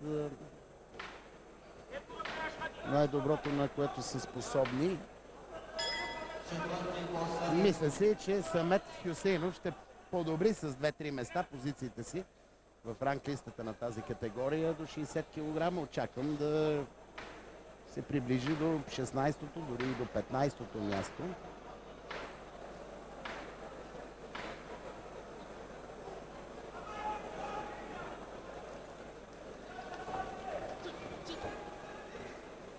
Много нечист стана в действията си Крачик Жавакян. Виждате как и с главата опасно врахлита, но Тищенко се справя до тук с тези изключително бързи прави удари. Много добре работи лявата ръка на руснака Жили, като жило на уса. Позачерви се носа на Жавакян.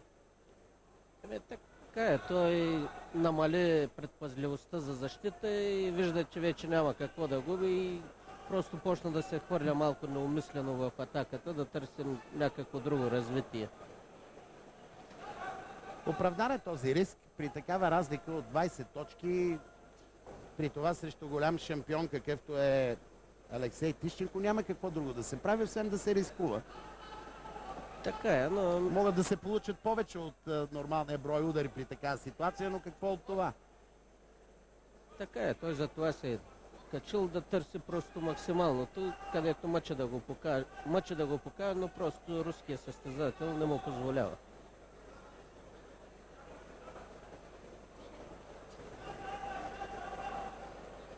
Как се отнасяш, Пепи, към идеята на Едуард Хюсеинов да се бори за премахване на това правило при 20 точки разлика да се спира боя? Все пак си мисля, че такова правило има място в бокса. Изразявам личното си мнение, защото много досадни могат да станат достатъчно продължителни подобни неравностойни срещи. Така и за съжаление, аз мисля, че е правилно да се премахнат тия 20 точки, но съдията да има право да прекратява срещата, като види, че другия състезател е безпомощен. Нали, аз мисля, че и самите треньори, секунданти, като видят, че просто няма начин, ще прекратява срещата. Като тук се вижда... Говориш за някакви важни категории, като самооценка, като трезва преценка на ситуацията и като кораж това да бъде извършено. Не вярвам някой така сам да си хвърли кърпата, освен ако не е изпаднал в тежка ситуация. Точно. Говорим при голяма разлика в точките. Точно това казвам. Ние треньорите не ги качваме тия състезатели просто да бъдат пребити на ринга. Но тук се виждаше, че имаше някъде не може да се види голяма разлика в боксерите, а накрая се виждат 20 точки разлика, което най-много възмущава публиката. И може би за това публиката в тази посока на разсъждение се прави. 39-15. Една логична развръзка. В този двубой беше много по-лесно на Алексей Тищенко, отколкото примерно в полуфинала срещу боксерът от Украйна Александър Кличко. Но и такива аномалии ставаме свидетели в големи турнири.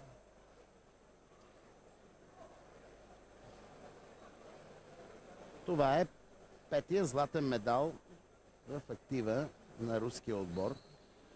Публиката чака нещо сензационно. Смълчани са зрителите, най-много от началото на шампионата. Около 1500 са зрителите, даже и повече ми се струва, че има в палата номер 11 на Панаирния град. Церемония по награждаването на шампиона и неговите подгласници в категория до 57 кг. Ще има и наше присъствие на стълбичката. Виждате го най-вдясно с червената фланелка Алексей Шайдулин.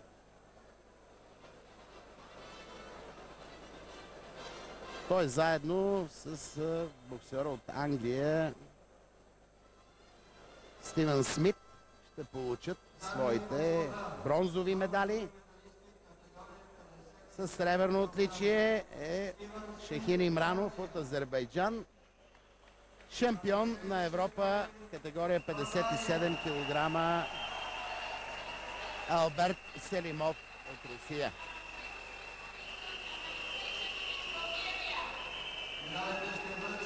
Димитър Добрев, член на Организационния комитет на първенството.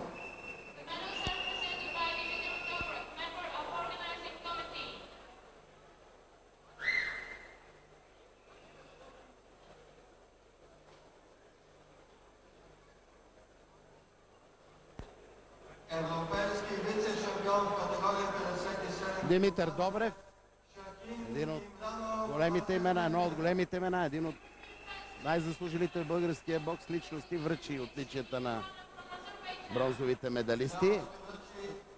Мислиш ли, че Шайдулин най-сетне ще атакува успешно шампионската титла в своята категория? Аз се надявам, той е още състезател, който може да се разчита. Аз даже тук мисля, че по-хубав финал щеше да се получи Шайдулин срещу руския състезател. Но тук съдиите изиграха малко шега на нашия състезател. Борис Георгиев Моката, първия български медалист от Олимпийски игри, връчи отличие. Ето го и шампиона Алберт Селимов. Може да приеме това злато отличие и като известна доза късмет руският представител. С Шайдулин щеше да е друго. Аз мисля, че щеше да му е много трудно на руския състезател срещу Алексей Шайдулин. И може би там направиха някаква договорка Шайдулин да отпадне, да не могат да се срещнат на финала. И това е мнението и на много хора от публиката, с които се споделяме. Аз си мисля, че в крайна сметка трябва да дойде да се сложи край на всичко това, защото експериментите с Шайдулин просто вече нямат място. Той няма какво да връща на руския бокс повече.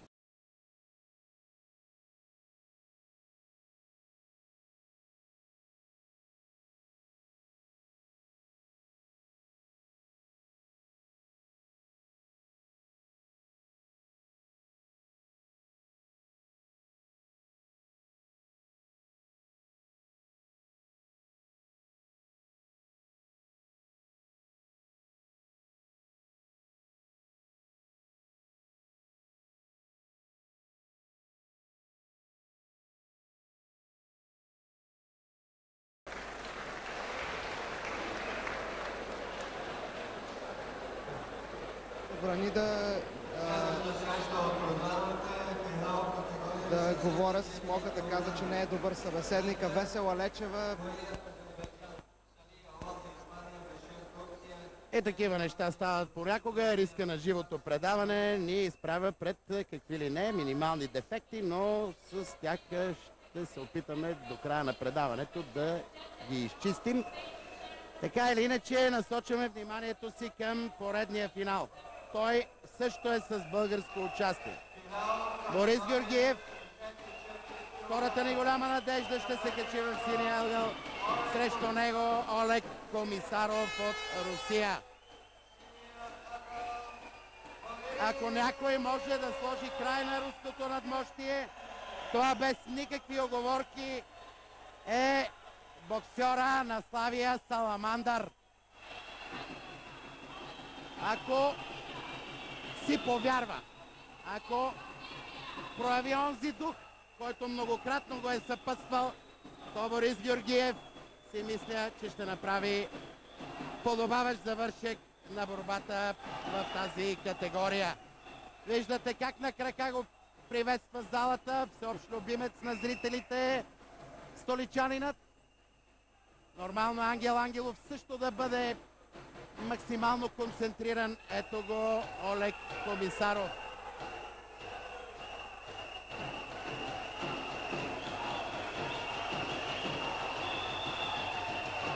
И така, да стискаме палци на нашият национал. Определено към него са отправени най-големите надежди за българско-европейско злато от 36-тия шампионат в Пловдив.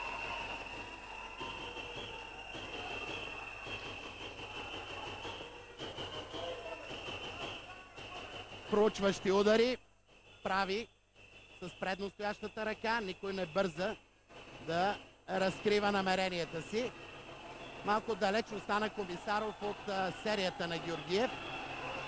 Ляв прав на Руснака. Залата естествено изригва.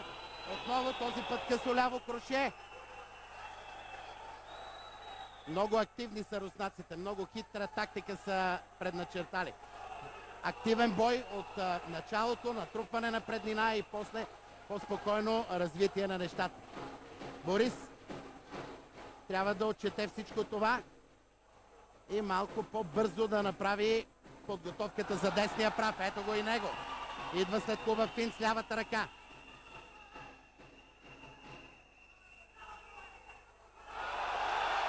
Нова точка в актива на нашият национал.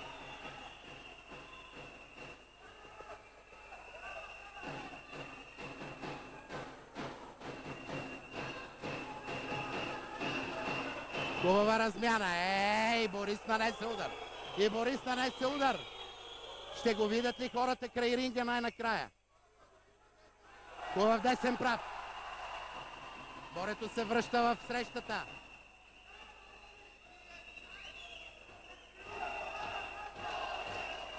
Хубав десен прав. И за миг равенството бе възстановено. Съдите обаче точкуваха и крошето на Комисаров. 10 важни секунди. Не бива обаче Борис да рискува. Струва ми се, че по-добре е да се съхрани.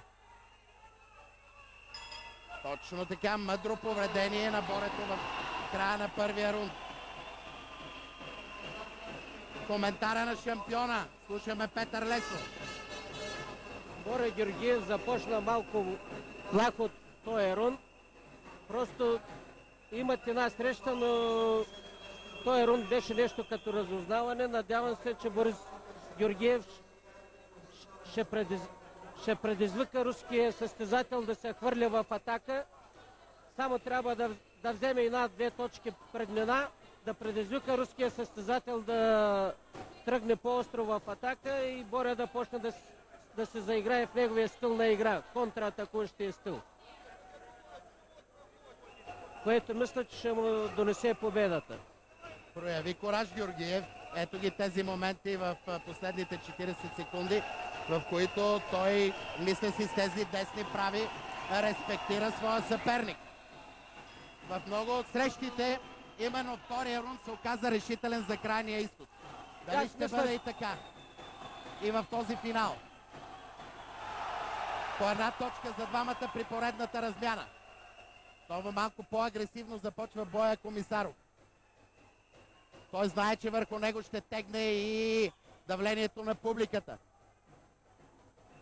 Руснакът държи центъра на ринга. Всичко това принуждава Борис Георгиев да хаби повече сили и да играе повече с краката. Руснакът сега държи. Реферът е длъжен да се намеси.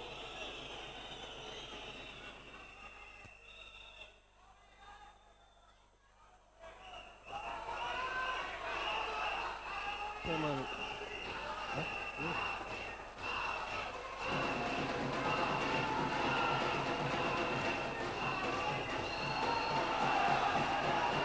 Тук трябваше да отчетат точка на нашия добра точка. състезател. Десен прав. Най-накрая равенство. Много по-чисти са ударите на Борис Георгиев. Много по-прецизни, много по-елегантни са неговите атаки. Отново ляв прави вече предимство за Георгиев. Браво, това е Боре. Подведели още една точка да предизвика руския боксер да се хвърли безогледно и победата 100% ще дойде. Браво, това е играта на Борис Георгиев. Отлична контратака. Руснака вече започна да изпуска нервите, почна да се хвърля по-безумно. Много силен рунд на Борис Георгиев. Това е неговата игра. От дистанция, с засрещащи удари, с респектиращи прави в главата на съперника. Поомекна малко Олег Комисаров. Няма място в застой. Трябва да се движи с краката Борис. И да търси ето такива. Е движението и удари. Контраудари.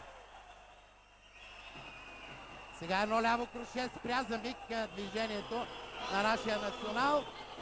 И така обрат в срещата. Важен обрат. Вече точка в повече за Борис Георгиев. Което означава, че този втори рунд нашият боксер спечели с 2 точки разлика 6-4. Олег Комисаров е роден през 1983 година. От 10 години се занимава с бокс. Това е неговият 185-ти бой с 162 победи. 41-во международно изпитание за Руснака с 35 успеха. Носител на Световната купа през 2005, иначе шампион на Русия. Борис Георгиев, роден на 5 декември 1982. От 95-та се занимава с бокс в Славия. Саламандър. Йордан Стоянов е неговият личен треньор. Старото също е до своя възпитаник, както и Ангел Ангелов. 230-та среща за Георгиев. 330-та среща за Георгиев, има 311 победи. Дали 312-та няма да бъде най-сладката в неговата кариера. 170-ти международен двубой с 161 победи за Георгиев. Това, което си искаше от Борето, той го направи. Сега трябва вече да проявява онази зрелост, която всички искаме да видим. Тук можеха още една точка да отчетат на Борис. Можеха, но остана с моженето. Остана. Ето е тази точка. Хубава серия на Борис Георгиев.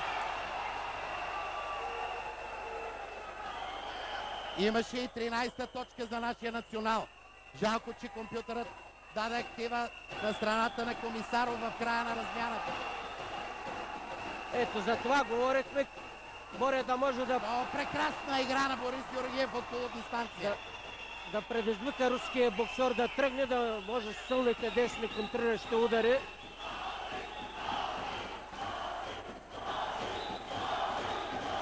Къс беше този десен прав преди секунди.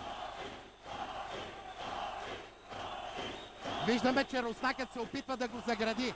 Опитва се да го вкара в един от аглите и там да търси серия. Борето обаче го спира страхотно с правите удари. Боби има много хубави крака и не трябва да допуска да скъсява дистанцията. Това му е играта, само да движи и да засреща руския състезател. Почне да направи това.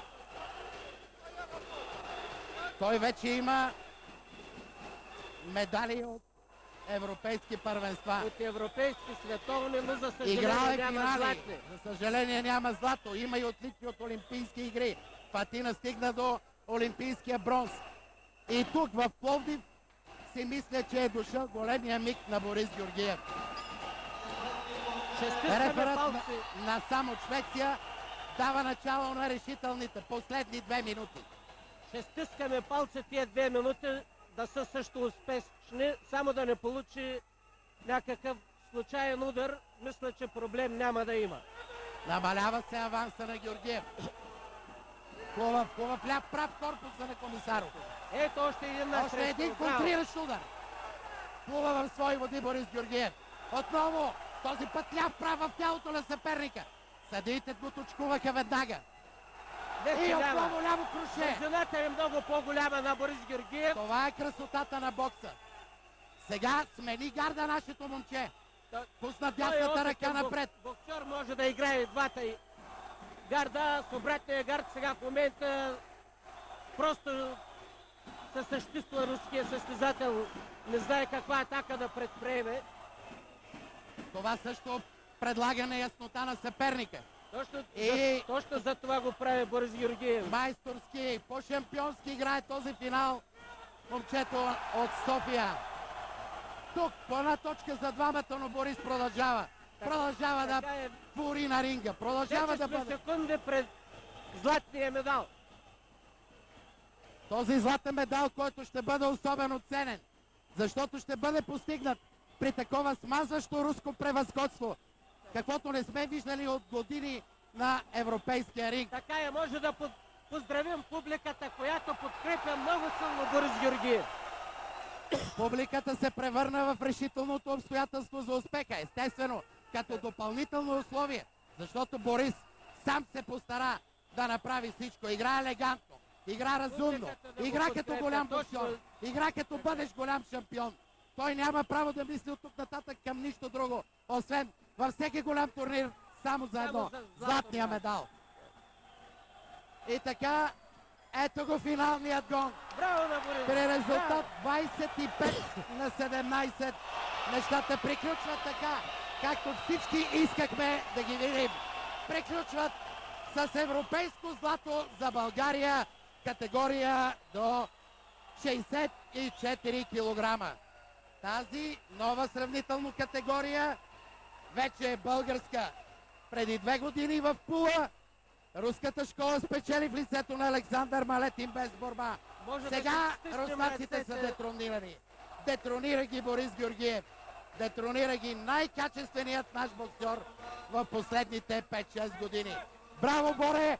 Благодарим ти за всички тези мигове, с които ни дари тук в Пловдив. Ето е високо вдигнатата, ето е ръката на шампиона. Дясната, силната ръка на Борето. Тази ръка, която не остави никакъв шанс на Олег Комисаров. Руснаците не са непобедими. И най-хубавото е, че първият боксер, който детронира руски състезател, е българин Борис Георгиев. Сега ще видим дали е останал и дъх на Борето за едно блиц интервю. Йордан Стоянов старото го прегръща. Нека да чуем големия шампион.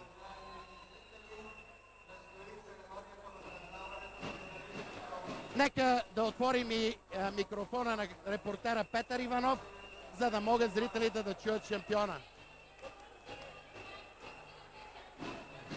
По какъв начин се наложи над Комисаров? По принцип много трудни, обаче аз знам как да пресхождам на тях и просто знам всичко, играм тим и знам как по-хубаво на тях да игра. Това ли е най-големия момент в кариерата? Не, на Олимпиадата мисля, че беше по-голем, защото аз там не бих и кубиница, нямаш кой да ме спре, обаче аркада и така. Публиката как ти въздейства? Много съм благодарен. Да живи здраве, много съм благодарен. Какво да очакваме от тук нататък напред? Какво даде Господ, аз съм на Божий човек и вярвам Господ, че винаги ще стана пръв. Какво не ме дайте, съм 100%. Благодаря ти. Браво на Борис Георгиев още веднъж. Ивайло Маринов го поздравява. Няколко заключителни думи на Петър Лесов. Той вярваше в Борето. Естествено, всички вярвахме, че най-накрая тази руска хегемония ще бъде прекъсната. Пепи, в края на нашето пряко предаване, няколко заключителни думи. Борис Георгиев показа, че е велик, голям българин и да му стискаме по... Просто се гордеем с него и се надяваме, че няма да е последния златен медал. Сълзи в очите и на Ивайло Маринов, другия наш гост. Доволен си, нали? Много съм доволен и съм радостен. Майсторски ли игра Борис? Страхотна игра. Аз не очаквах, че ще ви победи. Знаеш ли, майче ма напомни за моите крака. И Севдалин Маринов, медалист от Европейското първенство в Тампере, понесе на ръце своя голям приятел. Церемония по връчване на отличията при 60 кг-овите. Алексей Тищенко там е шампион с подгласници. Жваханян от Армения, Сефарян от Беларуси Кличко от Крайна. С тази голяма радост се разделяме от палата номер 11 на Панаирния град Пловдив, уважаеми зрители. По-късно в нашата програма ще видите и финалния бой на Спас Генов в категория 69 кг срещу Андрей Баланов. За вас коментира Петър Василев. Довиждане, приятна вечер!